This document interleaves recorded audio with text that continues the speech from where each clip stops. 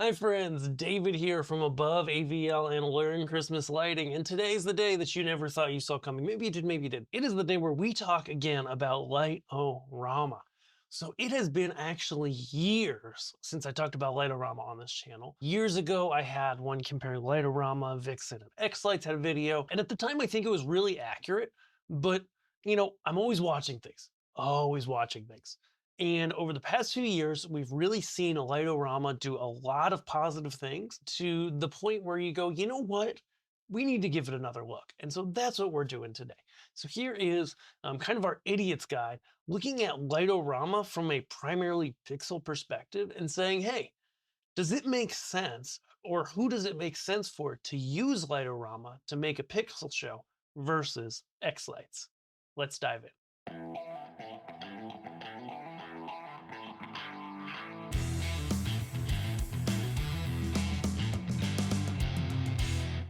So I'm coming at this today, guys. Obviously, if you're new, if you've been on this channel, that I use Xlights. I use Xlights a lot. I have experience with a lot of stage lighting control programs, and I do not have a lot of experience with Light-O-Rama. So here's what we did. Back in February, I downloaded Light-O-Rama. I played with it for like an hour or two, said, wow, there's some cool stuff here. And then I got really busy. And so now it is about July 1st when I'm recording this.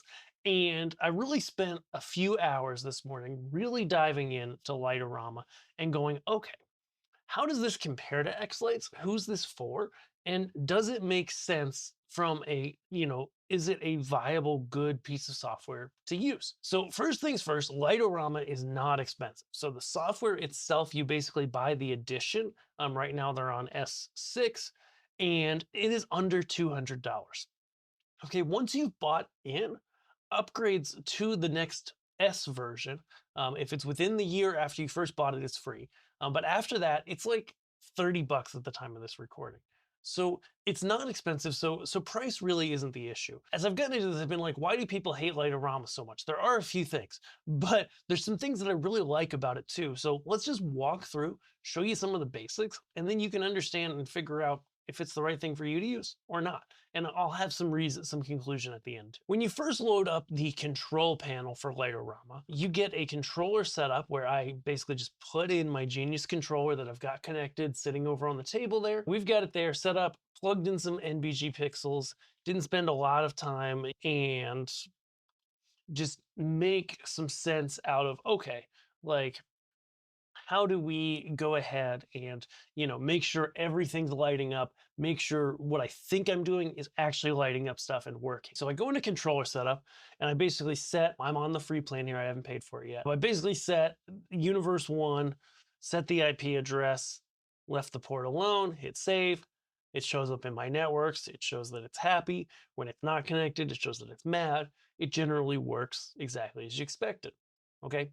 So then the next thing to do, as far as I can tell, is essentially to build a preview, because you can walk down this basic control panel and it walks you through kind of the basics of testing your lights, of setting up sequences. All of that good stuff really can happen right out of this control panel.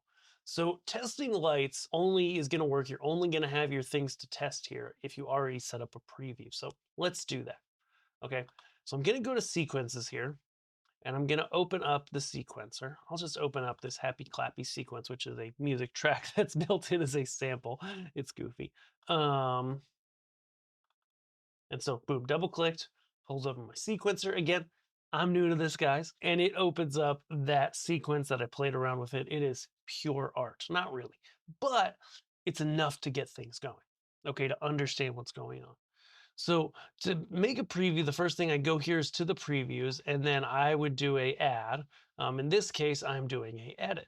One of the things that I think is honestly really helpful with Light-O-Rama is the fact that it does have this control panel, and it really walks you through the basics when you first set things up. Like, I think I probably should have deleted it out, but when I first started, it was like, hey, you don't have any controllers. What kind of controller? There was a place to cancel. Yeah. Here you don't have any controllers. Look on your network adapter, find your controller. We found our controller, we added it. It really was really, really easy. Same, my WLED, it found it on the network. It's like, hey, go do that. My printer, it found it on the network. Probably not a pixel controller. But regardless, it's really easy for it to find controllers out there. And seemingly, even though it says it's only looking for Aurora, which is really a genius controller, don't tell anybody, Pixie Link and other controllers, clearly it's finding anything out there that's responding remotely correctly. Okay. So I really like that because it's like it's walking you through the steps, to set up, boom, bring in that controller, set up the network, test lights. I could test individual channels. For example, I can go to pixels here and I can hit them red, green, blue, white, and it does so on my controller. Again, I don't have it set up for as many pixels are in this string, so it's not fully lighting up, but you get the idea. So that's the cool thing is it really walks you through this. So then it's like, boom, you test lights, boom, go to the sequencer. Okay, now I've gone ahead and I go to this previews, I'm creating a preview. And everything really, to me, is just a little bit more user-friendly than Xlights. Instead of being like, wow, there's a screen with a billion things on it, it's like, no, there's less things.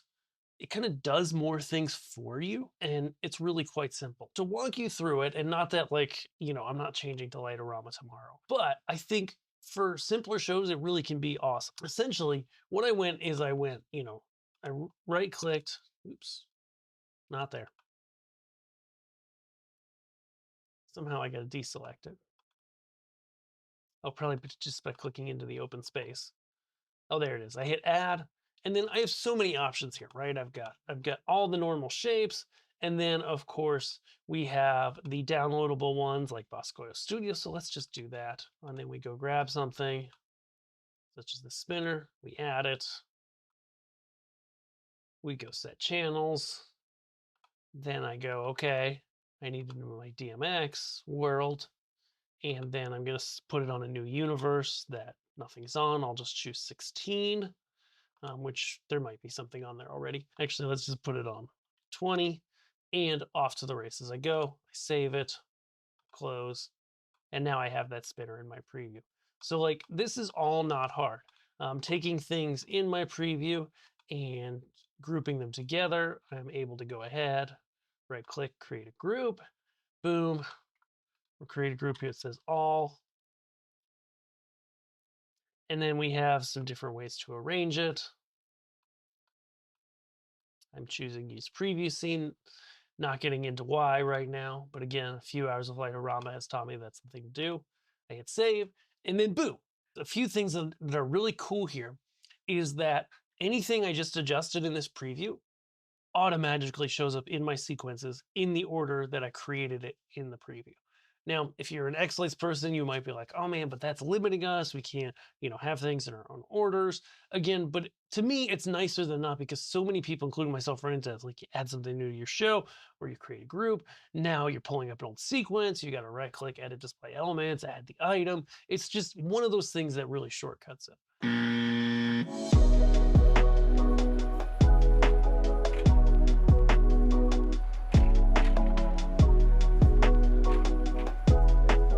So let's walk through like some really basic sequencing stuff.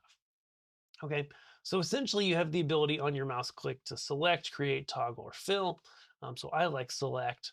And so in this case, say I go to my all group over here, I select these cells, okay? And then I'm here on motion effect and I hit new, oops, maybe then I do select the cells and boom. Now I have a lot of the same effects that you're gonna see in Xlights, same kind of stuff. You can see it's happening across my whole preview. One of the things, there's a few things I really like about what Light-O-Rama is doing here. One of the things is that the previews are really snappy into how quick they respond. And here in the effect generator, I'm able to see instantly how my effect is responding, whereas Xlights can be kind of slow to respond, and I've got a pretty slamming computer. Um, that being said, I know this is only a few props, but even on simple props, like Xlights is just not quite as quick to respond. By default, we're also outputting to lights, so I'm seeing it happening on the lights that are sitting on the table plugged into that controller, and everything's just kind of working. And so I have the ability to, I've got this little mixer where I can crossfade between things. You can see that. And then I can add other things to it. Now I'm just messing it up. Oh no, the middle is what I'm supposed to be looking at. And so now I've got it happening. I've got my sparkle. I've got my shockwave or my ripple happening. Everything just is kind of working together. And so I think like in X lights, a lot of the times you're spending time like tweaking effects and all these different parameters of them. And it's really hard to tell what they're doing and it doesn't adjust as quickly. In Light-O-Rama, I'm finding it's a lot more responsive. Okay. And then boom, I play and it plays. And I see exactly what I created. You know, it could be anywhere on my timeline. And boom, it plays exactly what I created, right? And what I like too is I have noticed that like here, I just have something on my arches over here. If I only have an effect on one thing, it does actually seem to zoom the preview differently, which is interesting and kind of cool. To say I put something on just that one arch, yeah. And so this default preview in Light-O-Rama is basically defaulting the effect. And so it's going through and it's zooming to like whatever part of the show is playing during that part, allowing me to see that the biggest. And I know these things are configurable in Light-O-Rama. I think it's just super cool that it's like, hey, you know what? Like, I'm just gonna automatically zoom to the thing you want and not, you know, like sometimes in Xlights you get zoomed like way too far out or way too far in, and you're like, what do I do? How do I find my display? Reset, you know, it just cuts steps out of it. Okay, so that's kind of the basics of some of the sequencing in Light-O-Rama. And again, I'm looking at this mostly from a pixel perspective. Of course, it does AC well. What I see and what to me is different between Light-O-Rama and Xlights as I click around and kind of pay attention in the software, and I'm going to be spending more time in it for sure in the future, is that Light-O-Rama is just simpler and easier. Now, there are a few downsides. One of the big downsides that I noticed right away is that, you know, there's no controller upload like Xlights has. There's no, hey, hit this button, upload your outputs, and it's configured your controller. Okay, I've talked to the nice folks at Light-O-Rama. You know, that's one of those things where it's like, it can be a little bit dangerous, right? If somebody really messes up their preview and then they upload it to all their controllers and then they don't know why it's not working, that can be a huge tech support headache. And I get that. And so I see why they didn't do that. As a nice little workaround, I went in my Genius controller, and I've got it here.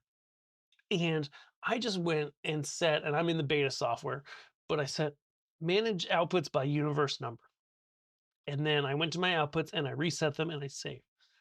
And what that does basically is that starts every port on a different DMX universe and just sets some quantity of pixels. Doesn't really matter as long as it's more pixels than what you're going to use. So, you know, I went into there basically, and that gives me 450 a port on every port, and basically allowed me to go ahead and then drop all of my different props onto different universes. Because in Light-O-Rama, when you're setting up a prop, you're like, hey, this is universe this is universe that. And so, boom, I know universes 1 through 16 are on that controller. Now I'm dropping something on universe 4, it's dropping it on port 4. Again, you know, one of those things that I think, and the crux of what I'm getting to here, is that, you know, Light-O-Rama doesn't have to be evil. It's not evil. I think for especially simpler shows or folks that don't really want to get complex, it's a much easier piece of software to learn than Xlights. They have support channels available, including free support as well as paid support, I believe, where they can hop on a call with you. But overall, like, it's just a lot easier to navigate. It's a lot easier to use, a lot easier to get into things and play around with. And honestly, it can make effects and it can make shows that I would argue are just as good as Xlights shows. You know, there's a few crucial things missing. Like, I would love to see a controller upload function. I would love to see moving heads, which they've announced already that they've hired Gil Jones and they're going to be adding that. So that's something that, you know, we're not worried about because, again, they've got that coming down the pipeline. To me, it's a lot more cohesive throughout the software. And of course, you know, that brings up the debate, right? Because a open source software just has developers who just kind of sign up and start adding code versus a closed development where there's a much smaller team of developers, potentially. Maybe it's the same size, I don't know. but they're all working off of the same united vision. Things are just a little bit more cohesive. Okay. Am I switching from Xlights tomorrow? No, no. But I'm definitely going to be spending more time in Light-O-Rama. We may add it to our courses because honestly, like if you're not great with computers or you're not doing a really complex show, Light-O-Rama is worth a look, even for pixels, because in my mind, it's just a lot simpler to get started, to get going. They have a lot of sequences, of course, on their store that you can buy. A lot of them have pixel effects, and they have that support built in as well. And their hardware, even though they sell controllers and they sell pixels and all that stuff, you're not tied into that. You can use any brand of common stuff, and it's gonna work just fine. Should you use in 2026 and beyond, should you use Light-O-Rama for your Christmas light pixel show? Obviously, this was just a really fast overarching overview, and I really did not take the time to dive into the weeds. But overall, I would say if Xlights intimidates you, if it looks overwhelming, give Light-O-Rama a shot. There's a free version. The paid version's only $200, which if you're doing a show, it's under $200 at the time of this recording. If you're doing a show of any size, you know how quickly a show budget can be in the thousands of dollars or more. So 200 for software that you have to renew on the major versions for $30 is not blowing your budget out of the water. But I think it's definitely worth a shot. And I think they're trying and they're working really hard. And I think it's showing to build a software that is really capable for pixels while not losing their soul, which is being really simple and having the ability for people that really don't like computers at all to make stuff is still definitely there. That's kind of a quick review of Light-O-Rama. Again, we're in S6 at the time of this recording, but definitely gets a thumbs up for me. In the right situation, I think it is a viable, reasonable alternative to Xlights and can work really well. I think a lot of the things that we see people in our academy get tripped up on every day in Xlights would not be issues in Light-O-Rama and would be a bit simpler. Are there definitely some things to wrap my head around and some things as you get into a larger show that are more difficult to do? Yes.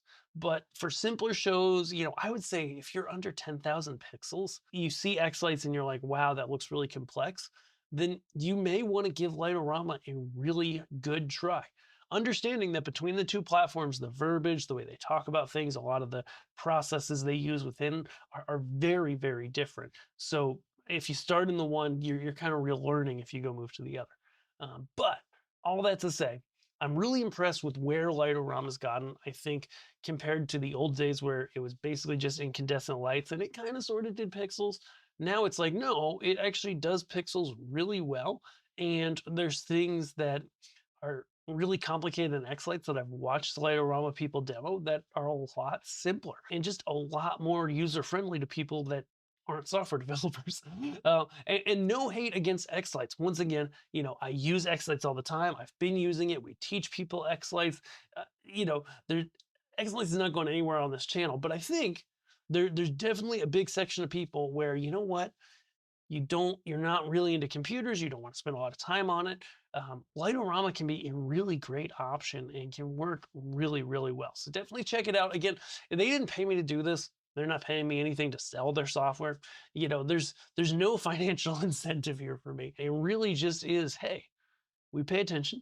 They're doing good things, and I think it should be recognized. And I'm excited to see what comes forward in Light-O-Rama, and we'll continue to poke in from time to time here on the channel and talk about it. Thanks so much for watching. If you're brand new to Christmas lighting and you want to make your first animated light show, hey, head over to learnchristmaslighting.com. I've got a free guide I want to get into your hands that's going to help you not make the same mistakes I made so you can save time, save money, and save frustration in your Christmas light display. Again, that's at learnchristmaslighting.com. And we will see you guys in our next video. Thanks.